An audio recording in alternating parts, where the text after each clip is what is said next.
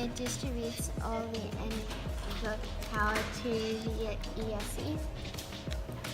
And the ESCs get the power from the power distribution board, and it gives the power to the motor so the drone knows how fast to go.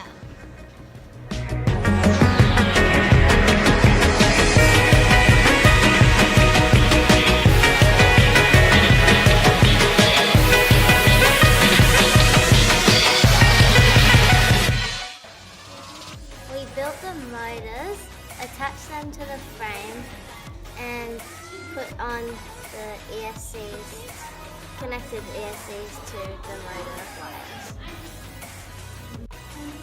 We didn't attach the guards to the frame because we are rebels and it was too fiddly.